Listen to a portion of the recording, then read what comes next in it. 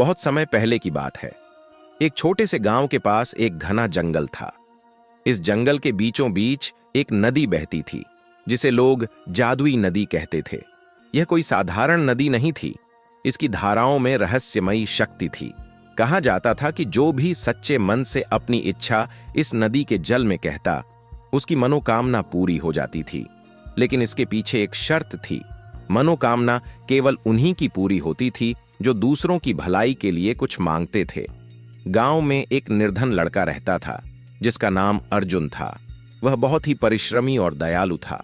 उसकी मां बीमार रहती थी और पिता वर्षों पहले एक दुर्घटना में गुजर चुके थे।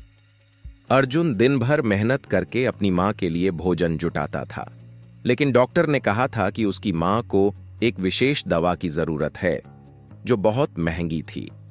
एक दिन अर्जुन ने गांव के बुजुर्गों से जादुई नदी की कहानी सुनी। उसे विश्वास नहीं हुआ, लेकिन मां की हालत देखकर उसने नदी के पास जाने का निश्चय किया। वह अगले दिन सूरज उगने से पहले ही जंगल की ओर चल पड़ा। घने जंगल में भटकते भटकते अर्जुन को आखिरकार नदी का किनारा दिखाई दिया। उसने देखा कि पानी चमक रहा था, जैसे उसमें सितारे झिलमिला रहे हों। अर्जुन ने झुककर अपने हाथों से पानी उठाया और मन ही मन प्रार्थना की, हे जादुई नदी, मेरी मां बहुत बीमार है, कृपया उसकी सेहत वापस ला दो। मैं बदले में हमेशा दूसरों की मदद करूंगा। जैसे ही उसने यह कहा, अचानक नदी का पानी हल्का नीला हो गया और एक मधुर आवाज आई, तुम्हारा दिल पवित्र है अर्जुन, तुम्हारी मां शीघ्र ही स्वस्थ हो जाएगी। अर्जुन आश्चर्यचकित रह गया, लेकिन उसे विश्वास हो गया कि नदी ने उसकी प्रार्थना सुन ली है। अर्जुन तेजी से अपने घर पहुंचा और देखा कि उसकी मां पहले से बेहतर महसूस कर रही थी। अगले ही दिन वह पूरी तरह ठीक हो गई।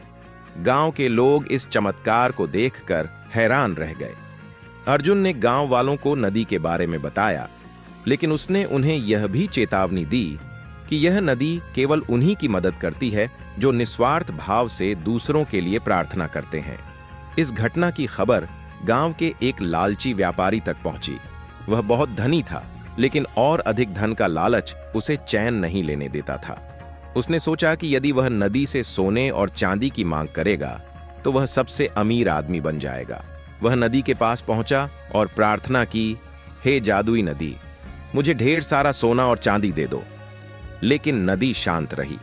अचानक आसमान में बादल घिर आए और नदी के जल में एक विशाल लहर उठी। देखते ही देखते व्यापारी का पूरा धन नदी में समा गया। वह घबरा कर गांव लौटा, लेकिन अब वह पहले जैसा अमीर नहीं रहा।